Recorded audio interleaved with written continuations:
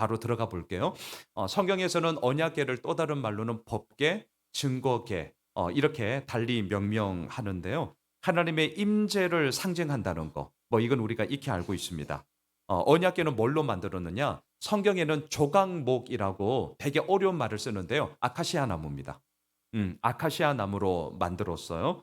자, 사이즈를 한번 보시면 길이는 이렇게 길이는 우리가 쓰는 도량으로 바꾸면 대략 한 1m 25cm입니다. 그렇게 크지 않아요. 이걸 성경에서는 두 규빗 반 이렇게 의미하는데요. 잊지 마세요. 한 규빗, 성경에서 규빗 나오면 딱 요것만 생각하면 됩니다. 성인 어른의 이 팔꿈치부터 가운데 중간 손가락 요 길이. 그래서 뭐 50cm는 제가 계산하기 쉽게 말씀을 드린 거고요. 대략은 정확하면 한 45cm 정도? 물론 사람에 따라 편차는 있지만 요게 한 규빗이에요. 그래서 이제 계산하기 쉽게 50cm로 잡고 두 규빗 반 1m 25. 그리고 높이와 너비는 각각 한 규빗 반 75cm 정도 됩니다. 그렇게 크지 않습니다. 그리고 이 양쪽으로 이렇게 고리를 만들었습니다. 그리고 거기에 채를 요렇게 끼워 놨어요. 뭐 하려고 하느냐? 움직일 때 이동하기 쉽게. 누가 이동합니까? 레위 지파 가운데 고앗 자손들이, 그리고 특별한 일이 있을 때는 제사장들이 이 언약궤를 이제 어깨에 메고 이동한다. 요건 이제 우리가 다 알고 있어요. 자, 이걸 염두에 두고 이제 바로 한번 또 하나 더 봅시다. 언약궤를 덮는 뚜껑 이름이 있는데 속죄소입니다. 속죄소. 뚜껑 이름이에요. 뚜껑 이름. 그래서 이 속죄소는요. 천사들 그룹이라고 성경에서는 기록되어져 있는데 천사들이 이렇게 마주 보면서 날개를 이렇게 덮는 형상으로 그렇게 뚜껑이 이루어졌고요. 또 하나 봅시다. 언약궤 안에 뭐가 들어 있었느냐? 자막을 보시죠. 히브리서 9장 4절에 보면 금 향로와 사면을 금으로 싼 언약궤가 있고 이제 이게 언약궤예요. 그 안에 세 가지가 있죠. 만나를 담은 금 항아리, 아론의 쌍난 지팡이, 언약의 돌판들이 있었다. 이제 요거는 상식적으로 알고 계시면 됩니다. 자, 이걸 이제 염두에 두고 사무엘상 말씀에 나오는 언약궤의 흐름을 우리가 한번 좀 살펴보고자 합니다. 자, 자막을 보세요. 사무엘상 4장 4절입니다. 이에 백성이 실로에 사람을 보내어 그룹 사이에 계신 만군의 여호와의 언약궤를 거기서 가져왔고 엘리의 두 아들 홈니와 비느하스는 하나님의 언약궤와 함께 거기에 있었더라. 자, 왜 홈니와 비느하스가 언약궤와 함께 움직였느냐? 제사장이었기 때문이죠. 이제 이거는 우리가 알고 있죠. 또 왜 이스라엘 백성들이 이 실로에 있는 언약궤를 블레셋과의 전쟁터에 가지고 왔느냐? 언약궤가 있으면 전쟁에서 승리할 줄 알았잖아요. 하지만 우리는 이미 결과를 다 알고 있습니다. 졌어요. 왜 졌죠? 하나님은 언약궤 안에 갇혀 있는 분이 아니었기 때문이죠. 그래서 제가 이 비유를 이렇게 들었잖아요. 알라딘 램프에 있는 요정 지니가 아니란 말이죠. 하나님은 언약궤 안에 갇혀 있는 분이 아니라 언약궤도 쓰시고 다른 모든 것도 쓰시는 만왕의 왕 만주의 주라는 것을 우리는 다시 한번 확인하게 되는 것이죠. 언약궤는 하나님의 상징물일 뿐이지 그것 자체가 하나님이 아니다. 이건 우리가 분명히 알고 있습니다. 자, 이스라엘은 전쟁에서 졌고 블레셋은 이 언약궤를 빼앗아 갔습니다. 그리고 어떻게 했느냐? 자막을 보십시오. 사무엘상 6장 1절 같이 읽겠습니다. 여호와의 궤가 블레셋 사람들의 지방에 있은 지 7달이라. 야, 7달 동안 이제 블레셋에 있게 되는데요. 그 7개월 동안 어떻게 무슨 일이 벌어졌느냐? 이 블레셋 사람들은 이 언약궤를 어디에 둘까라고 고민을 하다가 자신들이 믿고 있는 다곤 신전에 언약궤를 가져갑니다. 제가 말씀드렸잖아요. 이건 무슨 뜻이냐면 우리가 믿는 다곤이 짱이야 이런 뜻이거든요. 이스라엘 너희들이 믿고 있는 하나님 뭐 어쩌고 저쩌고 하는데 너희들 믿고 있는 신은 별거 아니야. 우리가 믿고 있는 신에게 굴복했고 복종했고 아무것도 아닌 채 그냥 엎드려져 있어. 이런 의미였단 말이죠. 근데 그 다음 날 어떻게 되었습니까? 그 다곤 우상이 오히려 언약궤에 얼굴을 그냥 땅에 쳐박고 이렇게 엎드려져 있었죠. 이게 아니라는 것을 우리에게 보여줬잖아요. 그리고 또 7개월 동안 무슨 일이 벌어졌습니까? 이 언약궤가 있는 곳마다 악한 종기가 독한 종기가 일어남으로 따라서 사람들이 막 죽어 나가기 시작했습니다. 이게 이제 7개월 동안 있었던 일이거든요. 그러자 이제 블레셋 사람들이 어떻게 하느냐? 제가 오늘 이제 첫 번째로 여기에 중점 많이 두려고 하는데 여러분들이 익히 잘 알고 있는 벳세메스로 가는 소. 설교 엄청 들으셨죠? 자, 이제 요런 익숙한 이야기가 우리들에게 얼마나 이제 함정을 주는지를 저와 같이 오늘 한번 파헤쳐 봅시다. 자, 벳세메스로 가는 소. 저에게 얘기해 보세요. 뭐가 생각나세요? 벳세메스 가는 소 목사님들이 이거 가지고 설교하면서 결론이 뭡니까? 얘네들처럼 이 소처럼 좌우로 치우치지 말고 순종하면서 그 길 가라. 뭐 요런 설교 많이 들으셨잖아요. 먼저 자막 한번 보시죠. 사무엘상 6장 7절. 그러므로 새 수레를 하나 만들고 멍에를 메어 보지 아니한 젖나는 소 두 마리를 끌어다가 소의 수레를 메우고 그 송아지들은 떼어 집으로 돌려 보냈다. 자, 이거 띄워 주세요. 젖나는 소는 무슨 뜻일까요? 송아지를 낳은 지 얼마 안 되는 소라는 거예요. 이걸 잊으시면 안 돼요. 송아지를 낳은 지 얼마 안 되니까 동물들도 모성애 대단합니다. 엄청납니다. 네, 모성애가 가장 강할 때예요. 이걸 꼭 지금 염두에 두셔야 돼요. 모성애가 가장 강할 때. 그런데 그런 엄마 소에게 이 송아지들을 떼어서 집으로 돌려보냈어요. 그러니까 이 엄마 소가 얼마나 슬펐겠습니까? 자, 그다음 구절 띄워 주시죠. 사무엘상 6장 12절. 자, 같이 읽겠습니다. 암소가 베세메스 길로 바로 향하여 대로로 가며 갈 때에 울고 좌우로 치우치지 아니하였고 블레셋 방백들은 베세메스 경계선까지 따라가니라. 이제 많은 분들이 요 구절을 가지고 이제 우리들에게 이제 레슨을 하죠. 봐라. 베세메스로 가는 소도 울었어요. 왜 울었냐? 새끼 떼어놨으니까요. 하지만 좌우로 치우치지 아니하고 이 미물인 소도 이 하나님의 이 언약궤를 실은 그 수레를 끌고 벳세메스로 곧장 가지 않았냐? 고로 우리들 역시 좌우로 치우치지 말고 우는 일이 있다 할지라도 이 벳세메스 소처럼 하나님께 순종하면서 그 길 가라. 아멘 하셔야죠. 아니 뭐 맞는 말이죠. 맞는 말입니다. 우리들에게 아주 그냥 이렇게 확 들어오죠. 이런 메시지 뭐 엄청 들으셨을 거예요. 그런데 자 이제 저랑 같이 한번 봅시다. 그럴싸하잖아요. 근데 잊지 마세요. 그럴싸하기 때문에 위험한 겁니다. 그럴싸하기 때문에 위험해요. 왜 위험하냐? 본문이 집중하는 것은 소가 아닙니다. 본문이 집중하는 것은 결론이기도 하지만 그 소를 얼마든지 이용하시는 하나님이에요. 이걸 꼭 기억하셔야 됩니다.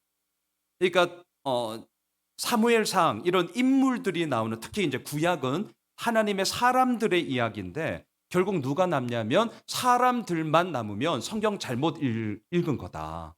성경은 위인전이 아니다. 제가 이 얘기 항상 하잖아요. 소가 남으면 안 돼요. 그 소를 사용하시는 하나님이 남아야 되는데 자, 제가 그럼 질문해 볼게요. 블레셋 사람들이 그 많고 많은 소 가운데 젖나는 소, 이 두 암소를 언약궤 수레를 끌게 하는데 왜 그렇게 했을까요? 이 질문을 꼭 던지셔야 됩니다. 근데 별로 이 질문을 안 던지시더라고요. 다시요. 하필이면 그 많고 많은 소들, 힘센 소들도 얼마나 많겠어요? 근데 왜 하필이면 젖나는 암소를 블레셋 사람들이 썼을까? 요게 꿍꿍이에요. 이걸 보셔야 됩니다. 엄청난 블레셋 사람들의 사실 속내가 있어요. 답을 가르쳐 드릴게요. 자막을 보시면 됩니다. 그러니까 성경을 똑바로만 보시면 돼요. 여기에 답이 있거든요. 우리 같이 한번 9절과 10절 두 구절 우리 천천히 같이 한번 읽겠습니다. 시작. 보고 있다가 만일 걔가 그 본 지역길로 올라가서 베세메스로 가면 이 큰 재앙은 그가 우리에게 내린 것이요 그렇지 아니하면 우리를 친 것이 그의 손이 아니요 우연히 당한 것인 줄 알리라 하니라. 그 사람들이 그같이 하여 젖나는 소 둘을 끌어다가 수레를 메우고 송아지들은 집에 가두고. 자, 왜 블레셋 사람들이 그 많고 많은 소 가운데 젖나는 암소 둘, 엄마 소를 이용했는가? 9절을 띄워주세요. 9절. 여기에 답이 있습니다. 요것 때문이에요. 자, 잘 보세요. 소 언약궤를 끌고 가는 소가 벳세메스로 좌우로 치우치지 않고 이렇게 그 길을 가면 7개월 동안 블레셋 가운데 이루어졌던 재앙은 누구로부터요? 하나님으로부터 이루어진 거다. 이게 이제 블레셋 본인들이 얘기하는 거예요. 본인들이 이 조건을 딱 상정시킨 거예요. 그래서 벳세메스로 곧장 가면 와, 7개월 동안 우리에게 내린 재앙은 이스라엘 백성들이 진짜 하나님 어쩌고 저쩌고 뭐 하는데 와, 진짜 하나님이 내린 거야. 그런데 그 다음 보세요. 그렇지 않으면 소들이 벳세메스로 이렇게 안 가고 다른 길로 엉뚱한 루트로 가면 뭐가 되는 거예요? 하나님이 어디 있어? 하나님 아니야. 그 다음 말 우연히, 제가 조금 MSG 칠게요. 재수 없어서. 자, 꿍꿍이가 보이시죠? 요것 때문에요. 요것 때문에. 그러니까 이 블레셋 사람들은요, 이 꿍꿍이를 가지고 그 많고 많은 소 가운데서도 무슨 소를 섰느냐? 갓 출산한 젖나는 엄마 소를 이용한 겁니다. 그러면 상식적으로, 자, 새끼는 떼어놨어요. 그리고 그것도 멍에를 처음에는 젖나는 두 암소예요. 송아지들이 어떻게 할까요? 엄무, 엄매, 울고불고 난리 나죠. 이건 본능이에요, 본능. 엄마 소들은 어떻게 할까요? 자, 수레를 메웠어. 어디로 갈까요? 그럼요. 지 새끼 있는 데로 가죠. 예, 그게 본능이에요. 그게 본능. 자, 지금 이 본문이 뭘 얘기하는지를 잘 보셔야 돼요. 소에 집중하면 안 돼요. 블레셋 사람들의 꿍꿍이를 보셔야 됩니다. 블레셋 사람들 진짜 못된 사람들입니다. 진짜 못됐어요. 자기들이 이 두 조건을 딱 상정시킨 다음에 자기들은 답은 어디냐? 이렇게 젖나는 두 암소를 썼으니 당연히 새끼 소들이 엄매 울고 있는 그곳으로 이렇게 가는 게 정상이지 않겠냐. 그리고 그렇게 가면 이제 뭐라고 얘기할 수 있습니까? 봤지? 우리가 7개월 동안 받은 재앙은 이스라엘 저것들이 믿는 하나님 때문에 받은 게 아니라 우연히 재수 없어서 그렇게 그냥 일어난 것 뿐이야. 그러니까 이거 툴툴 털어버리면 그냥 되는 거야 라는 자기의 명분을 딱 잡고자 이런 속내를 가지고 지금 젖나는 소를 사용하고 있다라는 거예요. 초점을 잘 보세요. 벳세메스로 가는 소 스스로가 모성 본능을 꺾고 울면서 좌우로 치우치지 않고 간 게 아니에요. 그래서 이 본문을 가지고 소 얘기하시면 안 돼요. 그냥 소는 이용당했을 뿐입니다. 막 소를 엄청나게 생각하셔서 이렇게 이솝 우화를 보는 게 아니거든요. 소 스스로가 자신의 모성 본능을 꺾고 막 울면서 좌우로 치우치지 않고 곧장 하나님의 말씀에 순종했더라. 소가 뭘 아는데요? 이렇게 성경 보시면 안 돼요. 큰일 납니다. 그건 이솝 우화 보는 거고요. 그건 뭘 보셔야 되죠? 하나님이 소의 모성 본능을 꺾고 벳세메스로 가게 하시더라 이거죠. 왜 하나님이 그렇게 하세요? 블레셋 사람들의 꿍꿍이를 정확하게 알았거든요. 블레셋 사람들의 이 꿍꿍이, 이 속내를 정확하게 아셨기 때문에 어쭈 요것들 봐라. 꼼수 쓰네? 좋아. 한번 맛 좀 봐라. 니들이 쓰는 꼼수를 내가 모를 줄 아냐? 그리고요, 블레셋 사람들은 당연히 엉뚱한 길로 송아지 있는 곳으로 이렇게 유턴할 줄 알았는데 벳세메스로 가는 거예요. 놀래 자빠지는 거죠. 그러면서 하나님은 블레셋 사람들에게 얘기하는 거죠. 봤지? 너희들이 말하는 이 재앙은 내가 내린 거다. 내가 내린 거야. 지금 이걸 블레셋 사람들에게 말하고 있는 거죠. 자, 이제 언약궤는 벳세메스로 왔어요. 사람들이 벳세메스 사람들을 어떻게 했습니까? 너무나 궁금한 나머지 속죄소 뚜껑을 딱 열어서 안에 뭐가 있나 보는 순간 성경에서는 가로 열고 5만 가로 닫고 70명이 죽었다. 저는 개인적으로는 70명이라고 좀 생각을 해요. 이때 5만 명이면 한 지파가 그냥 다 죽는 거거든요. 거의. 그러니까 그런지는 않았을 거라 저는 생각을 하고요. 여하튼 율법에 의하면 언약궤는 지성소에 있어야 되고 1년에 딱 한 번 대제사장만이 그곳에 들어가서 예배를 드려야 하는데 베세메스 사람들은 이러한 율법은 온데간데 없고 자기가 호기심에 뚜껑을 열면서 이제 많은 사람들이 죽게 되었죠. 뭘 얘기하냐고요? 사사시대의 끝물, 각자 자기 소견에 옳은 대로 행하였더라. 율법이라는 기준이 다 사라져버린 사사시대의 끝물 막장 드라마가 지금 펼쳐지고 있다는 거죠. 이들은 어떻게 했습니까? 회개해야 됩니다. 돌이켜야 됩니다. 뉘우쳐야 돼요. 그런데 어떻게 한 줄 아세요? 자막을 보십시오. 자, 사무엘상 6장 21절. 제가 이건 아마 영상에 안 남겼을 거예요. 그래서 오늘 저녁에 요거 부분 두 번째 포인트로 제가 짚어드릴게요. 같이 읽겠습니다. 시작. 전령들을 기럇 여아림 주민에게 보내어 이르되 블레셋 사람들이 여호와의 궤를 도로 가져왔으니 너희는 내려와서 그것을 너희에게로 옮겨가라 명령을 해요. 웃기죠? 자기들이 잘못해가지고 70여 명의 사람들이 그 자리에서 즉사했잖아요. 죽었잖아요. 그러니까 나쁜 일이 벌어졌잖아요. 좋은 일이 벌어졌으면 가져가라 이렇게 말하지 않았을 겁니다. 좋은 거는 내가 하죠. 아니, 좋은데 남한테 왜 줍니까? 좋은 거는 다 내가 하는 거예요. 근데 안 좋아. 안 좋은 일이 벌어졌어요. 그래서 어떻게 하느냐? 블레셋 사람들이랑 똑같아요. 블레셋 사람들도 뉘우쳐야 됐거든요. 회개해야 됐거든요. 하나님을 인정해야 됐거든요. 하지만 옮겼잖아요. 베세메스 사람들도 사람들이 70여 명이 죽어나가니까 회개하고 뉘우쳐야 되는데 블레셋 사람과 똑같다니까요. 옮겨요. 물론 오해는 하지 마십시오. 옮겨야 할 때가 있습니다. 그리고 옮겨서 더 많은 것들을 이룰 때도 있습니다. 옮겼다라는 자체가 잘못된 건 아니에요. 하지만 때에 맞아야죠. 지금 본문에서는 옮겨야 할 때가 아니라 회개해야 될 때잖아요. 자, 근데 여기서 보고 싶은 것은 기럇 여아림 사람에게 명령합니다. 옮겨가라. 자, 명령을 했다는 거예요. 여러분, 이들이 왜 기럇 여아림 사람들에게 명령할 수 있었을까? 지들이 뭔데? 아니, 그렇지 않습니까? 지들이 뭔데? 옮겨가 주세요. 부탁하는 것도 아니고 옮겨가라. 자, 이유가 있어요. 여러분, 이유가 기럇 여야림이라는 뜻은 숲의 성읍이라는 뜻인데요. 여기에는 누가 살았냐면 기브온 족속 사람들이 살았습니다. 자, 기브온 족속은 이스라엘 백성들의 입장에서는 이방인이에요. 그런데 어떻게 이방인이 이스라엘 족속과 함께 어울려서 살았냐? 그것은 여호수아 9장이 배경인데요.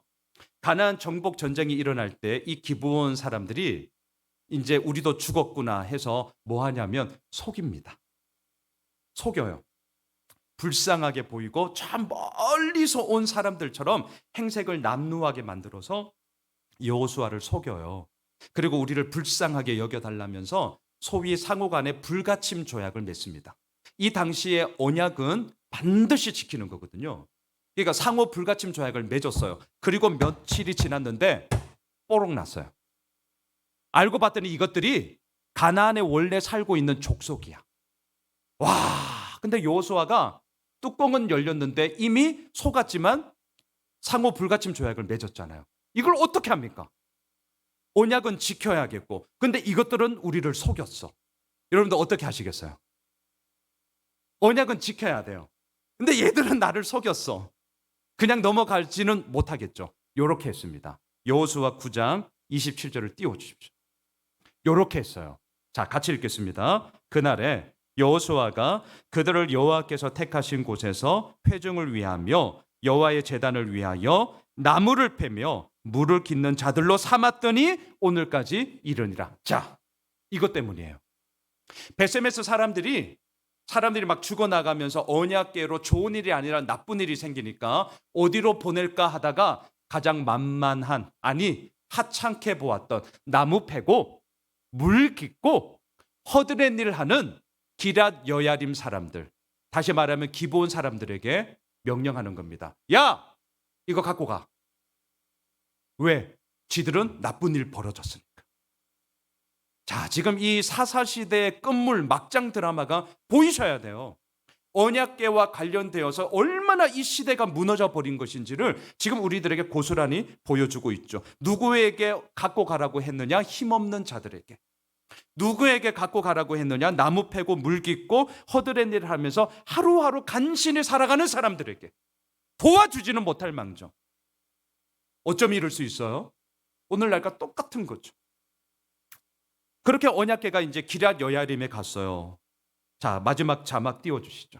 이렇게 했습니다. 함께 읽겠습니다. 궤가 기럇 여야림에 들어간 날부터 20년 동안 오래 있은지라 이스라엘 온 족속이 여호와를 사모하니라. 언약궤가 20년 기럇 여야림에 있었고요. 참고로 사무엘하 6장, 사무엘하 6장이 다윗이 왕이 되고 난 이후에 20년 동안 있던 기럇 여야림에 있던 언약궤를 예루살렘으로 옮깁니다.